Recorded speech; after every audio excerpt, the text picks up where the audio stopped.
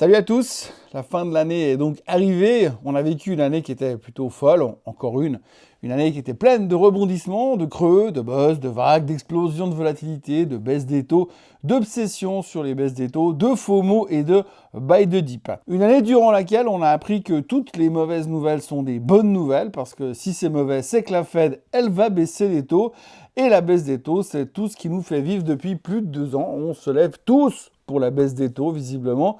On a aussi appris que Trump était probablement bipolaire, que la France est définitivement ingouvernable et qu'elle change de Premier ministre comme d'autres changent de cravate. On a mis de côté la dette, ou plutôt les dettes, que ce soit celle des USA, de la France, du Japon ou même de l'Américain moyen.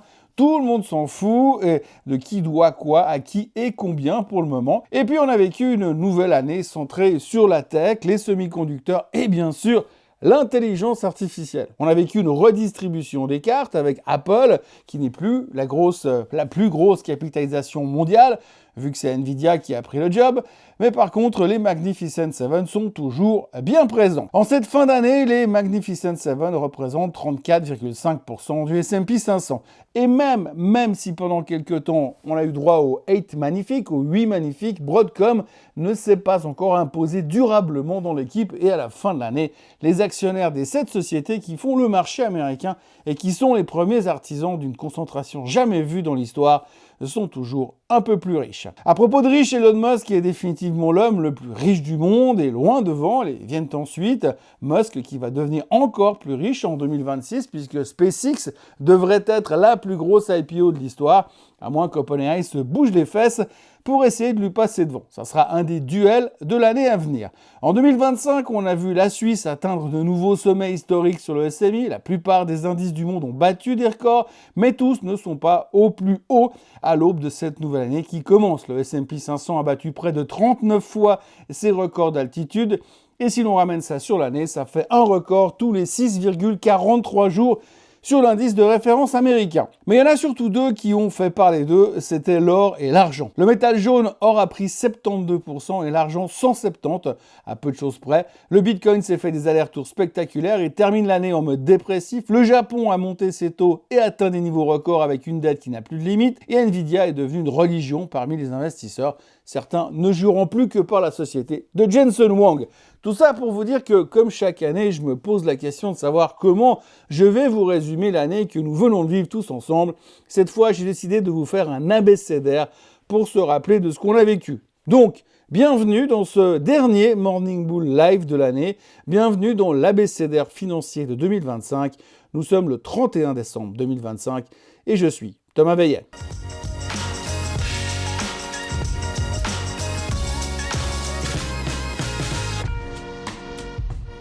Alors avant toute chose, ce que vous allez entendre et voir dans cette vidéo n'est pas un conseil financier, c'est mon avis, mon analyse et parfois mon humeur du jour. Par contre, si vous voulez comprendre la bourse, là, vous êtes au bon endroit. On commence donc par A comme America, Great Again.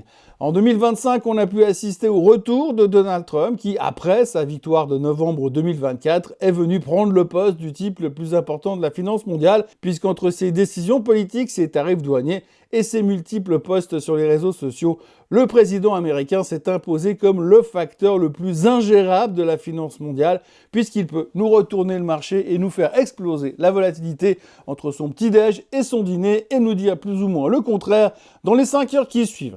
Comme on l'avait déjà vécu lors de son premier mandat, on a dû réapprendre à mettre les annonces fracassantes de Trump au-dessus de la macro et au-dessus des chiffres trimestriels et au-dessus de nos terminaux Bloomberg.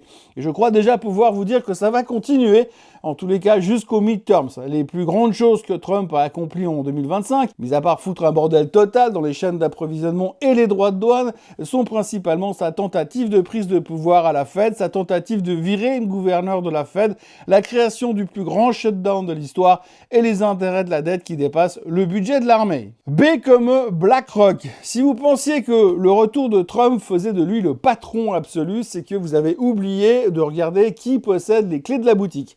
En 2025, BlackRock a franchi la barre délirante des 13 500 milliards de dollars sous gestion.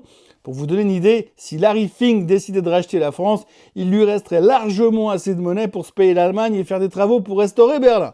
Aujourd'hui, BlackRock n'est plus un simple gestionnaire d'actifs, c'est le système d'exploitation du capitalisme mondial. Via leur algorithme Aladdin, ils voient tout, ils prévoient tout et possèdent un bout de presque chaque boîte où vous achetez votre café ou votre smartphone. En 2025, on a compris que peu importe qui gagne les élections, à la fin, c'est Larry qui valide les comptes. Leur vrai coup de génie cette année, ça aura été de réussir à faire pivoter l'ESG, en gros le capitalisme gentil, vers le financement massif de l'armement et de l'énergie fossile dès que le vent politique a tourné, tout en devenant bien sûr le premier détenteur mondial d'ETF Bitcoin. BlackRock, c'est le casino qui possède aussi les murs, les jetons et la police. Quand Larry Fink s'exprime, les banques centrales prennent des notes et les États retiennent leur souffle. En 2025, le véritable America Great Again, c'est eux qui l'écrivent, mais avec votre épargne. Ensuite, on a C comme Chine, le dragon qui est sous perfusion. En 2025, le miracle économique chinois a officiellement pris des airs de mirage industriel.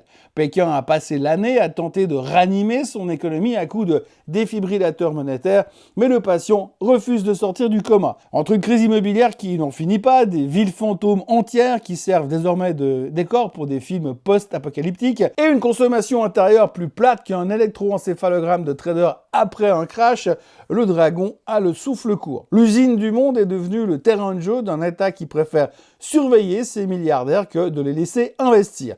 Mais le vrai coup de grâce en 2025, c'est le retour de la guerre commerciale totale avec des tarifs douaniers américains qui grimpent à 60%. Exporter vers les USA est devenu aussi rentable que vendre des radiateurs au Sahara. Xi Jinping tente bien sûr de pivoter vers le sud global, mais vendre des voitures électriques à des pays qui n'ont pas de bornes de recharge a quand même ses limites. Investir en Chine cette année, c'est devenu un véritable sport extrême. Mais malgré tout ça, en 2025, on a compris que si la Chine éternue, c'est toute la chaîne d'approvisionnement mondiale qui finit aux soins intensifs. Il va donc falloir gérer le problème en 2026 entre guerre commerciale avec les USA et la grosse envie d'envahir Taïwan.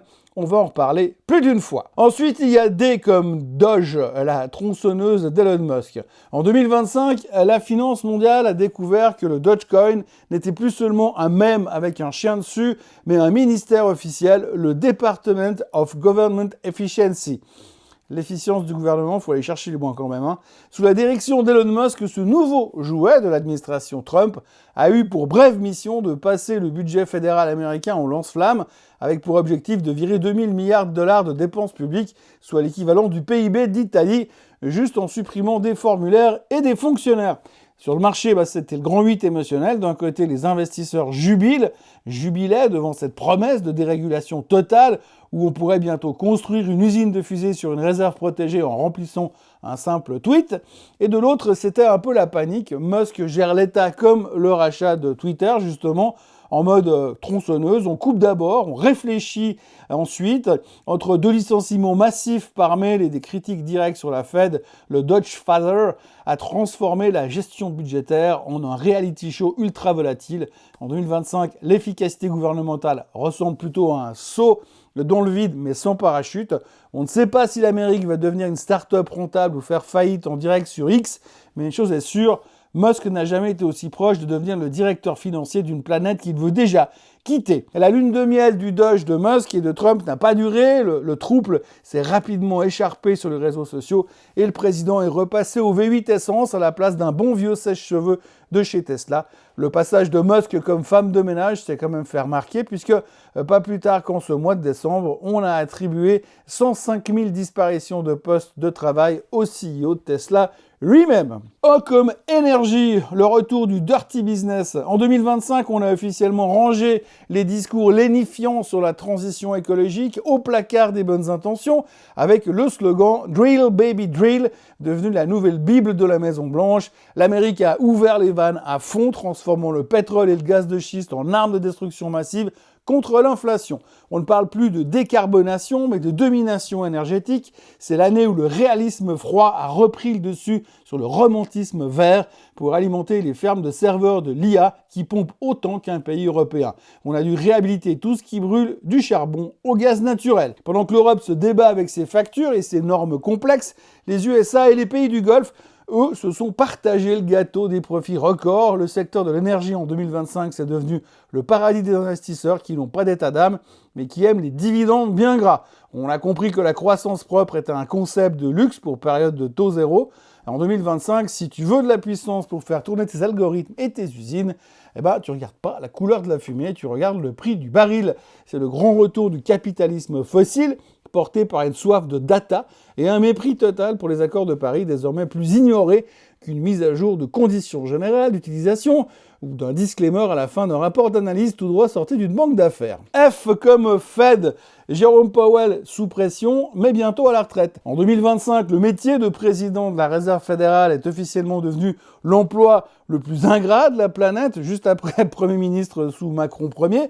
Jérôme Powell a passé l'année coincé dans un étau psychologique.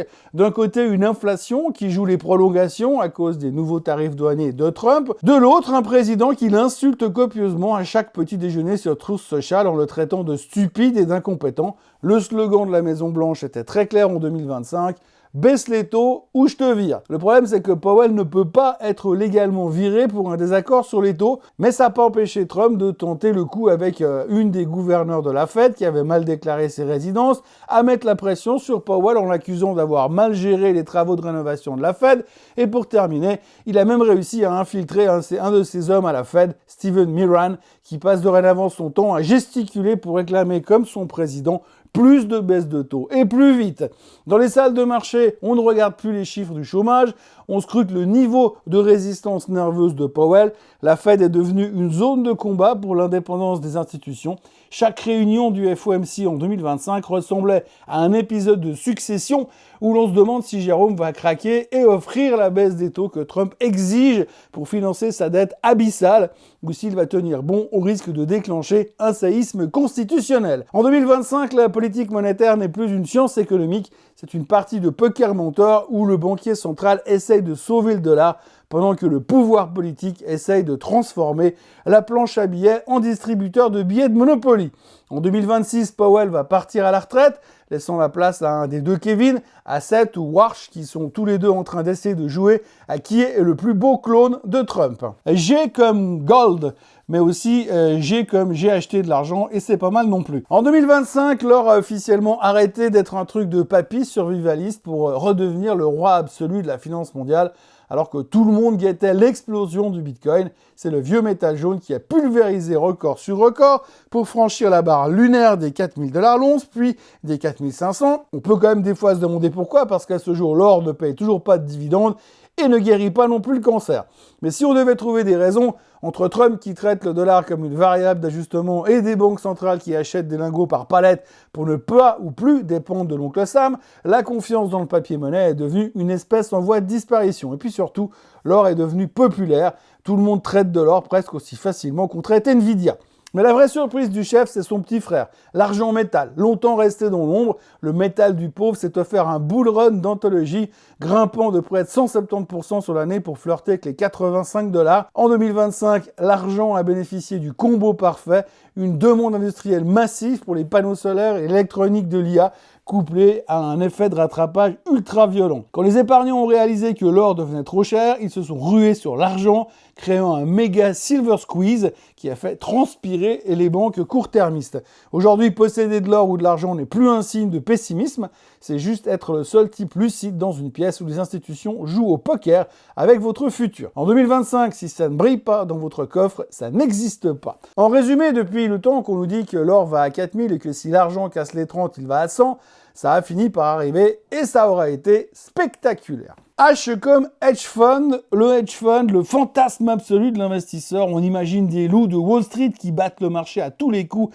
grâce à des algorithmes secrets. Mais en 2025, la réalité est plus froide. La majorité des hedge funds continuent de sous-performer un simple indice S&P 500 sur le long terme. Entre les frais de gestion 2 et 20, 2% de frais fixes et 20% sur la performance, et l'inertie des gros portefeuilles, la performance absolue promise finit souvent en performance médiocre après les frais. Alors pourquoi est-ce qu'on y va encore ? Eh bien parce qu'un hedge fund n'est pas là pour vous rendre riche, pour ça il y a les actions, il est là pour que vous restiez riche. C'est un peu comme l'or. Son rôle c'est le hedge. la couverture en gros. En 2025, dans un marché volatile, on ne cherche pas un fonds qui fait plus 30 quand tout monte, on cherche celui qui fait 0% quand le marché fait moins 20. C'est pour lisser la performance du portefeuille et réduire la volatilité. Leçon de l'année, si vous cherchez la performance pure, restez sur les indices ou le stock picking de qualité. Si vous cherchez à dormir sur vos deux oreilles pendant un crash, regardez les hedge funds, mais n'oubliez pas, vous payez très cher pour cette tranquillité. Alors pour être tranquille, il y a aussi eu l'or et l'argent, mais après l'année qu'on vient de vivre, ça va pas être simple de rester tranquille. Et puis il y a le I comme intelligence artificielle. Pour la lettre I, on pouvait pas passer à côté, I comme IA. Mais attention, on n'est plus en 2024 où il suffisait de prononcer ces deux lettres pour que l'action de ta société prenne 20%. En 2025, l'IA a changé de visage. Commence à changer de visage.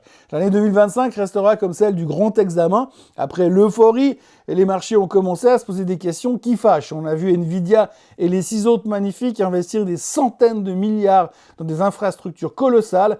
Mais au milieu de 2025, une petite musique a commencé à remonter sur Wall Street. Où est le ROI, le retour en investissement? Les entreprises qui se contentaient de tester ChatGPT ont été sanctionnées. On a réalisé que construire l'autoroute de l'IA coûtait cher, très cher, et que le trafic n'était pas encore au rendez-vous pour tout le monde. Comprenez que l'IA coûte cher à mettre en place, mais ne garantit pas encore des retours sur investissement colossaux. Ce qu'on pense aujourd'hui, au début de l'année 2026, c'est que le consensus a quand même pivoté. On a compris que l'IA n'est pas une simple bulle, mais une méga force structurelle qui va durer des années. Cependant, la phase achat de pelles et de pioches, les semi-conducteurs arrivent à maturité, et en 2026, on ne cherchera plus celui qui fabrique la puce, on cherchera celui qui l'utilise pour pulvériser ses coûts de production. L'IA n'est plus un secteur tech, c'est un outil de survie pour tous les secteurs, de la santé à la logistique, en passant par la banque. Le futur proche, c'est l'IA agentique, on passe de l'IA à qui on pose des questions, à l'IA qui exécute des tâches complexes en autonomie. Côté bourse, la valeur se déplace vers les logiciels spécialisés, et la cybersecurity. Côté macro, c'est le grand espoir pour contrer l'inflation. Si l'IA permet à une boîte de produire 2 fois plus avec autant de monde, les marges vont exploser sans faire forcément monter les prix. Le mot de la fin, c'est qu'en 2026, n'achetez plus l'IA pour ce qu'elle promet, achetez-la pour ce qu'elle rapporte. Et n'oubliez surtout pas le scénario de Michael Burry. Le gourou du subprime, lui, s'inquiète de la manière de comptabiliser les dépenses en IA. En gros, pour le moment, on amortit les semi-conducteurs sur 5 à 6 ans alors qu'ils seront obsolètes dans 18 mois. C'est une manière de cacher les dépenses, mais si le temps nous rattrape parce que l'IA ne rapporte pas assez vite, les write-downs à venir vont nous rappeler un tout petit peu la période des subprimes. C'est la théorie de Michael Burry qui a souvent raison trop tôt. En résumé, on a parlé de bulle de l'IA l'automne dernier, mais on s'en est sorti.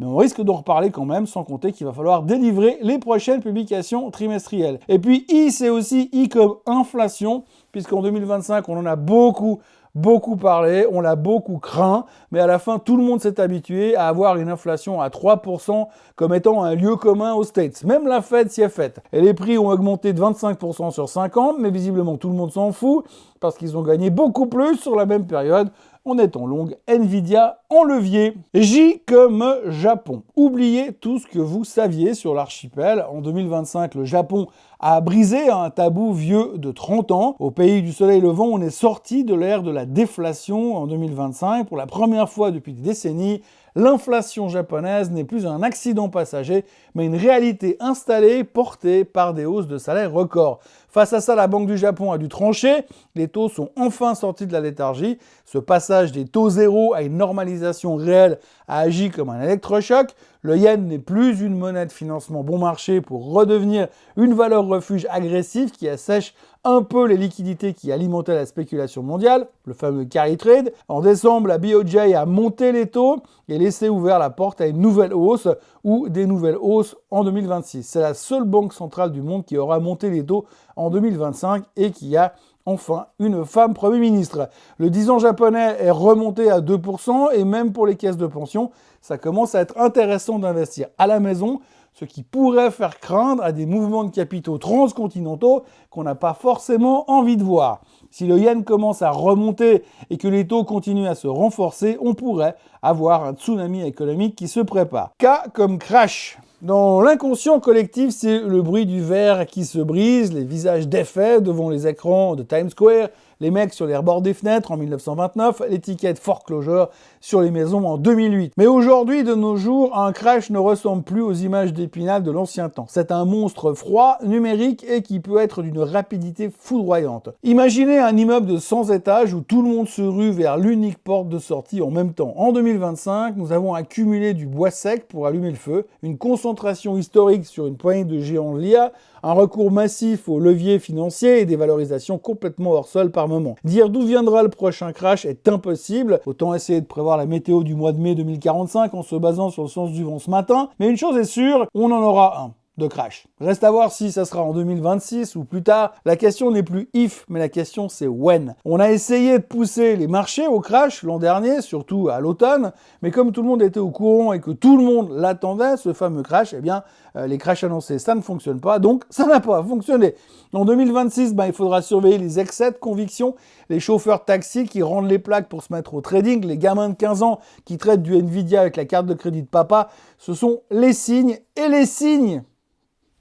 noirs avant-coureurs de la claque finale. En attendant, tant qu'on a le concept du buy the dip gravé sur le front et tatoué sur les bras, ça ne sera pas simple de déclencher la panique totale. Le crash, c'est le moment de vérité, l'instant où le marché retire son masque. C'est une expérience sensorielle.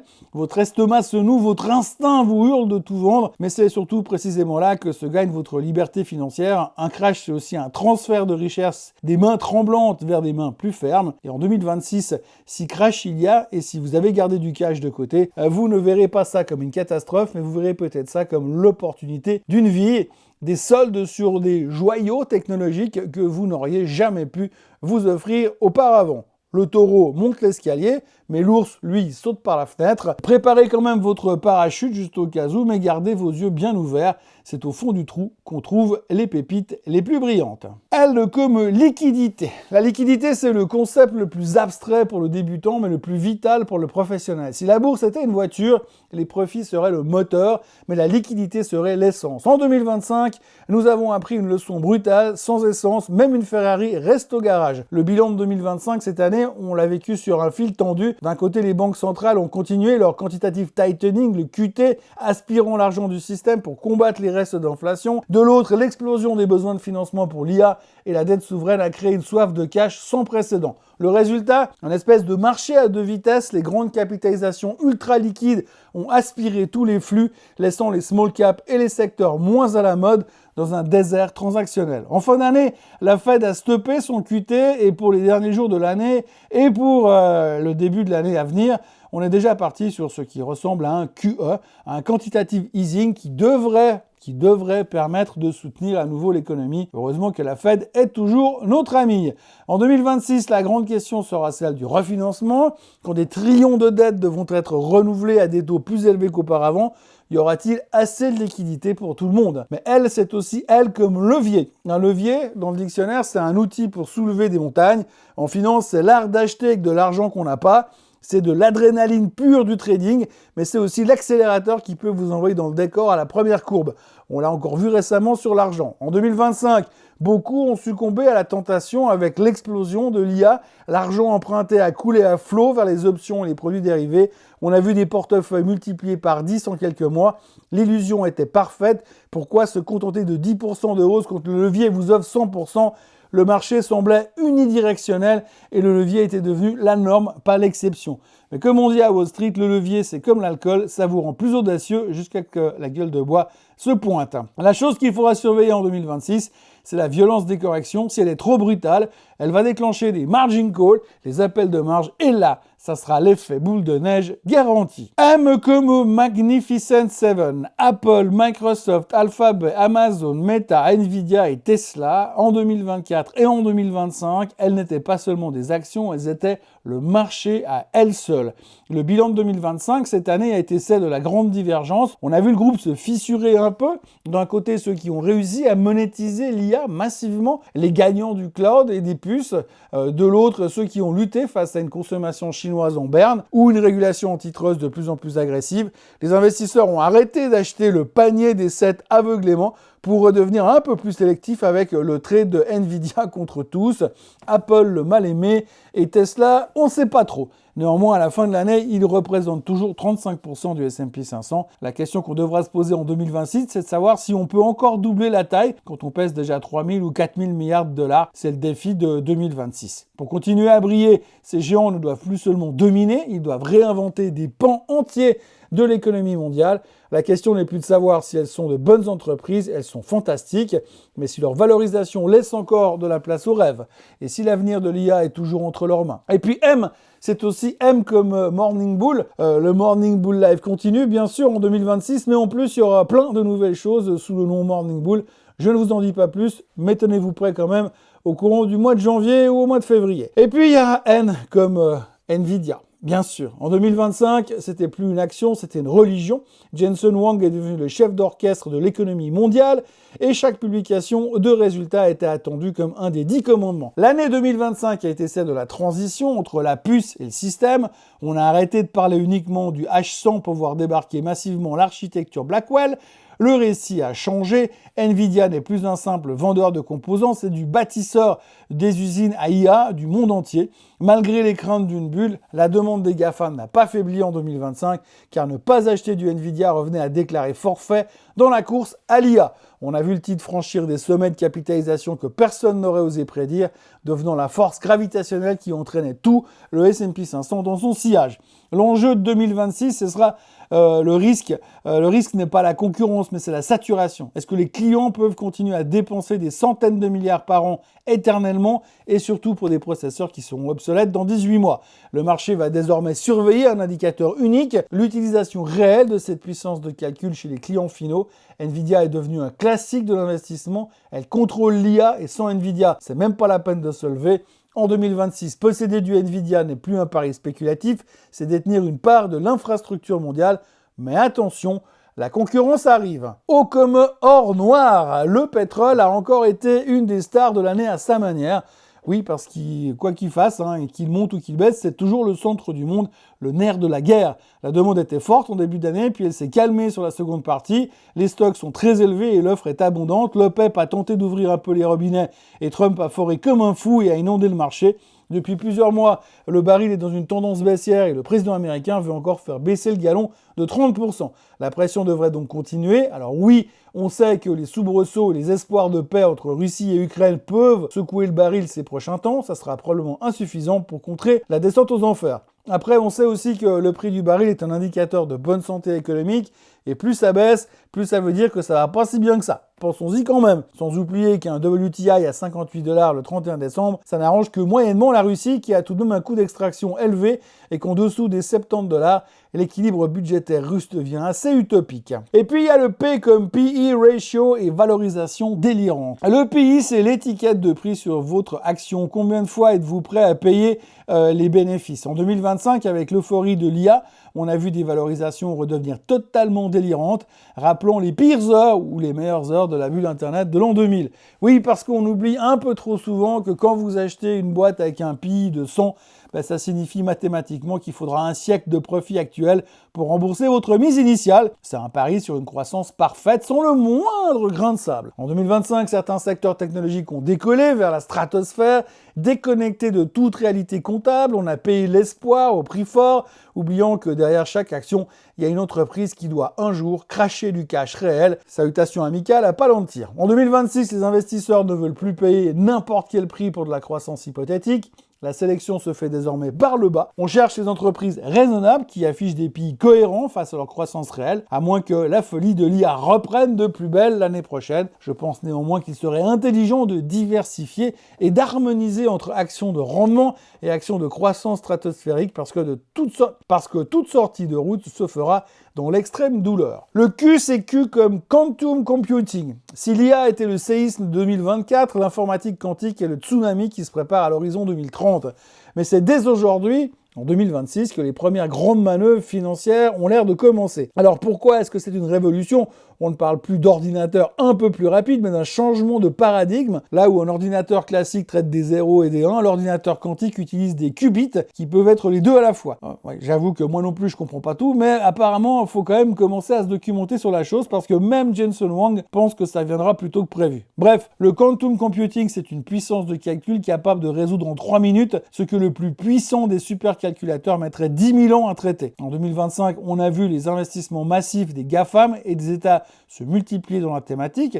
Celui qui maîtrisera cette technologie pourra briser tous les cryptages actuels, simuler des nouvelles molécules médicales en un clic et optimiser la logistique mondiale en temps réel. Pour l'instant, c'est encore clairement le Far West. On en est au stade où était l'Internet en 1990, beaucoup de promesses, peu de produits finis, mais des enjeux stratégiques qui sont colossaux. En 2026, le marché commence à identifier les futurs gagnants des fabricants de processeurs cryogéniques aux spécialistes de la cybersecurity post-quantique. Le quantique, c'est le grand frère de l'IA, c'est une technologie de rupture qui devrait redéfinir la notion même de souveraineté numérique. Alors, ne l'achetez pas encore pour les dividendes, achetez-le pour comprendre où sera le monde dans 10 ans. Quelques noms au passage, IonQ, actuellement le leader des pure players cotés, ils utilisent la technologie des ions piégés. Ils ont déjà des partenariats avec Amazon et Google Cloud. Rigetti Computing, ils construisent des processeurs quantiques et des plateformes logicielles. Ils visent l'intégration hybride, le calcul classique plus le quantique. D-Wave Quantum, le pionnier historique, spécialisé dans le quantum annealing, une branche spécifique utile pour les problèmes d'optimisation dans la logistique et la finance. Et Quantum Computing Incorporation, plus focalisé sur les logiciels et les solutions hardware prêtes à l'emploi. Et puis alors surveillez aussi PsiQuantum, qui n'est pas coté pour l'instant. C'est une des startups les plus valorisées du monde. Leur but, construire un ordinateur quantique à 1 million de qubits en utilisant la photonique. Bon, là, je vous avoue, je me suis documenté, mais j'y comprends rien quand même, mais il va falloir s'y mettre, ça je peux vous le dire. Ce qui nous amène à R comme récession, c'est le mot qui fait trembler les chaînes d'infos en continu et qui paralyse les investisseurs. En 2026, après avoir été annoncé, démenti, puis oublié en 2024 et 2025, la récession restera un des grands épouvantails des marchés. Aujourd'hui, on parle de récession de croissance ou de récession localisée, c'est ce moment étrange où l'économie ralentit, où la consommation s'essouffle sous le poids des taux d'intérêt, mais où le marché du travail reste étrangement solide. En 2025, le consommateur a plié mais n'a pas rompu. Pour l'année prochaine, le grand défi sera de savoir si ce ralentissement est le prélude à un crash ou simplement une pause nécessaire pour purger les excès de l'inflation. Pour l'investisseur aguerri, la récession, c'est pas un ennemi, c'est une opportunité de nettoyage. C'est le moment où les entreprises zombies, celles qui ne vivent que des dettes, disparaissent, laissant la place aux champions ou aux bilans sains. En bourse, la récession est souvent déjà pricée 6 mois avant de se produire. Attendre qu'elle soit terminée pour investir, c'est aussi l'assurance de racheter trop cher. Aujourd'hui, clairement, plus personne n'y croit à la récession, mais ne vendons quand même pas trop vite l'impôt de l'ours. S comme SMI, la Suisse, pour beaucoup d'investisseurs internationaux, c'est l'indice chiant. Mais ça reste quand même un socle de stratégie défensive. Pendant que Wall Street jouait aux montagnes russes avec la tech, le SMI a fait ce qu'il sait faire de mieux, protéger le capital. Avec ses 3 piliers, Nestlé, Roche et Novartis, Nestlé c'est pas un bon exemple cette année, qui pèse comme 50% de l'indice, toute cette équipe, le SMI a profité du retour en grâce des valeurs défensives et de la santé en fin d'année. En 2025, alors que l'inflation mondiale restait quand même capricieuse, la force du franc suisse a agi comme bouclier, préservant le pouvoir d'achat des investisseurs face à $1 et €1 parfois hésitant. Le SMI termine quand même au plus haut de tous les temps et l'inflation est à 0. Dans un monde de 2026, toujours marqué par l'incertitude géopolitique, le SMI est devenu la valeur refuge par excellence. Comme d'habitude, c'est pas là qu'on cherche des x10, mais c'est là qu'on cherche de la qualité institutionnelle, des dividendes pérennes et une gouvernance d'entreprise irréprochable. Ne faites pas l'erreur de négliger la Suisse sous prétexte qu'il n'y a pas d'IA dedans. Au moins, il y a des dividendes. Le SMI sera encore une fois la ligne de défense en 2026. Et puis T comme taux d'intérêt. Si la finance était une religion, les taux, on serait le dieu unique. Bon, peut-être pas unique, le dieu avec Nvidia. Mais bon, plus sérieusement, absolument tout dépend d'eux. Le prix de votre crédit immobilier, la valorisation des géants de la tech et même le prix de votre baguette de pain le matin. indirectement bien sûr. Nous avons passé l'année à guetter les lèvres de Jérôme Powell. En 2025, nous sommes sortis de la phase taux élevés pour longtemps. La Fed a baissé les taux 3 fois et la même Fed s'attend à les baisser encore une fois en 2026. Les experts, eux, s'attendent à 2 baisses et les réalistes pensent qu'avec le clone de Trump qui va arriver à la Fed, absolument tout peut arriver. L'ensemble des banques centrales mondiales se battent à la fois contre des économies faiblardes et une inflation qui est tapie dans l'ombre, prête à bondir. Les Japonais sont les seuls à nager à contre-courant et en 2025, il y aura eu au moins un lieu commun en liaison avec les taux d'intérêt, le fait que toutes les mauvaises nouvelles sont devenues des bonnes nouvelles parce que c'était un appel du pied aux banques centrales pour baisser les taux et stimuler l'économie. Et vous savez quoi ? En 2026, ça sera pareil. En résumé, n'oubliez jamais, il ne faut jamais se battre contre les banques centrales. Et puis bien sûr, T, c'est aussi T comme tarif douanier. Le choc frontal de l'arrivée au pouvoir de Trump et le protectionnisme. Le Liberation Day a marqué le coup d'envoi d'une dérégulation massive et d'une purge administrative sans précédent aux USA, libérant les marges des entreprises domestiques. En parallèle, l'instauration de tarifs douaniers agressifs a agi comme un séisme sur les chaînes d'approvisionnement mondiales. Ça a forcé une relocalisation brutale et ravivé les tensions inflationnistes. Pour l'investisseur, 2025 aurait été l'année de la préférence nationale américaine au détriment des marchés émergents et européens. On a bien compris le concept en Suisse puisque pour pouvoir revenir à des taux, à des tarifs alignés sur l'Europe, à 15%, il nous aura fallu se lancer dans la corruption à coups de Rolex et de chocolat suisse. Et les tarifs ne sont pas encore de l'histoire ancienne, mais disons qu'au moins, ils n'ont pas fait bouger l'inflation à la hausse comme on le craignait, à moins que le Bureau of Labor Statistics, le BLS, soit vraiment complètement nul. Qu'on peut pas non plus complètement exclure. U comme uranium. En 2025, le métal radioactif est passé de paria à superstar des portefeuilles. On a compris une chose simple, l'intelligence artificielle a une fin de loup électrique et les éoliennes ne suffiront pas à nourrir les data centers de demain. Le bilan de l'année est sans appel, le retour en grâce du nucléaire est total. Entre les prolongations de centrales et les projets de SMR, les petits réacteurs portables quasiment pour les pique-niquer avec, la demande d'uranium explose alors que l'offre reste ultra tendue et géopolitiquement fragile. En 2026, l'uranium n'est plus un pari spéculatif, c'est le socle stratégique de la souveraineté numérique. Pas d'atomes, pas d'IA. Rester branché sur le secteur, ça paraît plutôt logique. Mais U, c'est aussi U comme UBS. L'histoire d'UBS, c'est celle d'un rapport de force. Après avoir absorbé le Crédit Suisse en 2023 à un prix discount, le géant est devenu plus gros que la Suisse elle-même. En 2025, face aux menaces de régulation drastiques sur les fonds propres, Sergio Ermotti a sorti les griffes et les dents. À coups de menaces de délocalisation et d'arguments sur la compétitivité mondiale, UBS a mis les autorités au tapis. Le Conseil fédéral a dû tempérer ses ardeurs sur les 25 milliards d'exigences supplémentaires. Libéré de l'étau réglementaire, le titre s'est envolé. En bourse, UBS ne se traite plus comme une banque, mais a des comportements dignes d'une boîte de tech ou d'intelligence artificielle. Le marché ne voit plus un risque systémique, mais une machine à profit insolente. V comme volatilité. Si 2025 a parfois ressemblé à une mer d'huile, anesthésiée par l'injection massive de liquidités et l'omniprésence des options à court terme, 2026 s'annonce comme l'année du grand retour de la houle. En bourse, la volatilité, c'est pas un risque, c'est le prix de l'opportunité. Le bilan de 2025, c'est l'illusion du calme, et cette année, le VIX, l'indice de la peur, est resté étrangement bas, souvent coincé sous la barre des 15 points. Une complaisance dangereuse, le marché s'est habitué à une hausse linéaire portée par l'IA, oubliant que la volatilité est une force élastique. Plus on la comprime longtemps, plus le rebond est violent. On a vu des épisodes de flash crash où le VIX doublait en une séance, signe que la liquidité est devenue fragile et que les algorithmes de trading peuvent vider le carnet d'ordre en une microseconde. Mais une chose est sûre, la peur a été souvent absente en cette année 2025, sauf à quelques moments particuliers où ça a flippé très très fort, mais jamais très très longtemps. En 2026, visiblement, les stabilisateurs sont en train de disparaître entre les incertitudes sur les taux, les tensions géopolitiques et des valorisations qui ne tolèrent plus la moindre erreur.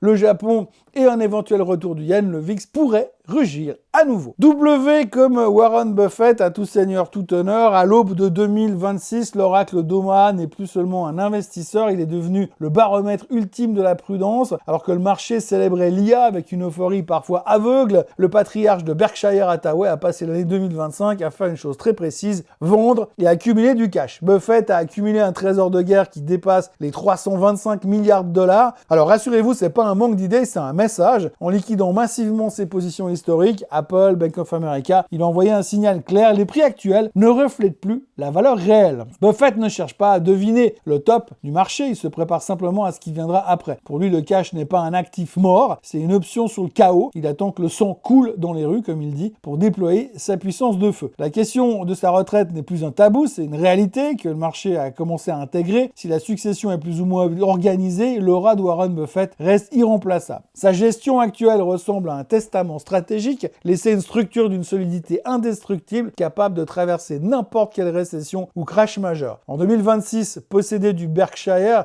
c'est posséder une part de cette montagne de cash prête à bondir à la première occasion, quand les valorisations reviendront sur Terre. Quand l'investisseur ultime refuse d'acheter, pourquoi vous seriez-vous pressé de tout miser? Buffett nous a appris que la performance ne vient pas de l'agitation, mais de la capacité à ne rien faire quand rien ne vaut la peine d'être fait. En 2026, si vous ne savez pas quoi faire, faites comme Warren. X comme XRP, le Ripple, longtemps resté dans l'ombre du Bitcoin et handicapé par un feuilleton judiciaire interminable contre la SEC, le Ripple a entamé 2025 une métamorphose spectaculaire. L'année a marqué la fin des incertitudes réglementaires aux États-Unis, libérant enfin le potentiel de Ripple. Son rôle s'est clarifié, XRP n'est pas là pour remplacer les monnaies, mais pour servir de liquidity bridge pour les banques mondiales. En 2025, on a vu les premières intégrations massives de son protocole pour les paiements transfrontaliers instantanés, réduisant les frais et les délais de manière drastique par rapport au système SWIFT traditionnel. Mais X, c'est aussi X comme X. En 2025, la plateforme d'Elon Musk a achevé sa mutation. D'un simple réseau social, X est devenu l'épicentre de l'influence financière et politique mondiale. Malgré les controverses, son rôle dans la diffusion d'infos en temps réel et l'intégration de l'IA Grok en ont fait un terminal de données alternatif pour les investisseurs. En 2026, l'enjeu sera la survie économique par la monétisation et son ambition de devenir une everything app incluant les paiements. Y comme yield. Après une décennie de famine où l'argent gratuit forçait à prendre des risques insensés pour gratter 1%, le rendement est redevenu le maître du jeu en 2025. L'année a marqué la fin de l'ère TINA, There is no alternative. Désormais, il y a une alternative aux actions risquées, le rendement obligataire et les dividendes solides. En 2025, on a vu que les investisseurs institutionnels commençaient à s'intéresser à des rendements à 4 ou 5% sans risque, ou presque sans risque, créant une concurrence dont on avait presque oublié l'existence. La quête du yield ne s'arrêtera pas en 2026, dans un monde où l'inflation joue au yo-yo, mais seul le rendement réel après inflation compte. 2026 sera l'année de la discipline, on ne cherche plus seulement la plus-value hypothétique, on cherchera le flux de cash, que ce soit via des aristocrates du dividende ou des obligations de qualité. Le rendement, c'est votre gilet de sauvetage face à la volatilité. Z comme zénith. En astronomie, c'est le point le plus haut atteint par un astre. En finance, c'est le moment de grâce absolue où tout semble parfait. Les bénéfices records s'enchaînent, la croissance paraît infinie et la peur a totalement disparu des écrans. Mais pour l'investisseur aguerri, le zénith, c'est le moment le plus dangereux du cycle. Après des mois portés par la révolution de l'IA et la résilience de l'économie américaine, de nombreux secteurs ont atteint leur zénith de valorisation cette année. Mais c'est la phase de l'euphorie, là où les derniers retardataires entrent sur le marché poussés par le FOMO, Fear of Missing Out. Au zénith, les bonnes nouvelles ne font plus monter les cours car elles sont déjà toutes pricées, alors que la moindre déception pourrait devenir le catalyseur d'une chute brutale. C'est la loi de la gravité financière. Plus on s'élève sans fondement solide, plus le retour au sol sera violent. Savoir identifier le zénith, c'est aussi accepter de quitter la fête quand la musique bat son plein. En 2026, la différence entre celui qui conservera ses gains et celui qui les rendra au marché se jouera sur cette capacité à prendre des profits tactiques. On ne s'enrichit pas en achetant au zénith, on s'enrichit en vendant à ceux qui croient que le soleil ne se couchera jamais. Ne cherchez pas à attraper le dernier centime de hausse, cherchez aussi à protéger votre capital avant que l'ombre commence à s'allonger. Voilà, cette liste était longue, mais c'était ma façon de me rappeler de 2025 et d'anticiper 2026. Alors bien sûr, j'ai oublié plein de choses. Des choses comme comme avant la France avait un gouvernement, maintenant c'est une cour de récréation. Tout le monde veut être Premier ministre à la place du Premier ministre. Mais aussi comme expert, un type qui sera capable de vous expliquer demain pourquoi il s'est trompé hier, tout en étant payé pour vous dire ce qui va se passer après-demain. Mais aussi F comme fiscalité, la seule science exacte qui prouve que plus vous gagnez d'argent, plus l'État devient votre associé majoritaire sans jamais avoir investi un centime. Mais aussi L comme logique, un mot qui a été officiellement supprimé du dictionnaire boursier en même temps que l'arrivée de l'IA, mais aussi R comme rationalité. Et puis S comme Swissquote, parce qu'ils m'ont fait confiance depuis plus de 5 ans et près de 1500 vidéos. C'est aussi I comme investir.ch, parce que c'est là-bas que je publie mes chroniques et mes podcasts depuis pas mal d'années. Et V comme 20 ans, le nombre d'années que je publie mes chroniques. Enfin, ça fera 20 ans au mois de février. Bref, ça fait longtemps et ça fait des montagnes et des montagnes de pages et plein de caractères partout. Plus sérieusement, avant de se quitter pour cette année 2025, je voulais aussi vous dire un mot du fond du cœur. On a commencé l'année en janvier, bien sûr. L'année, ça commence toujours en janvier.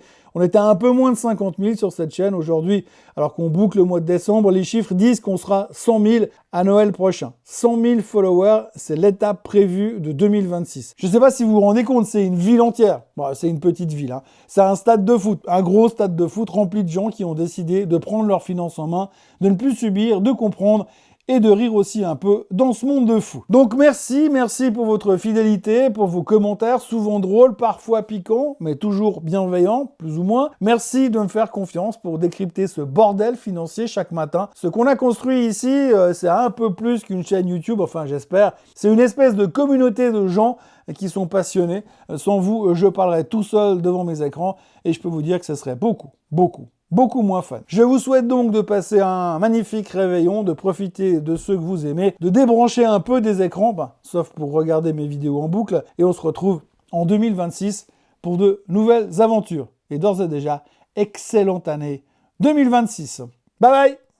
Ce contenu est informatif et éducatif destiné aux personnes connaissant les marchés financiers. Il ne constitue pas un conseil en investissement, juridique ou fiscal. Le trading et l'investissement comportent des risques, notamment la perte de capital. Les CFD et actifs numériques sont volatiles et ne conviennent pas à tous. Swissquote décline toute responsabilité quant à l'exactitude du contenu ou aux pertes liées à son usage. Produits et services disponibles selon la législation en vigueur.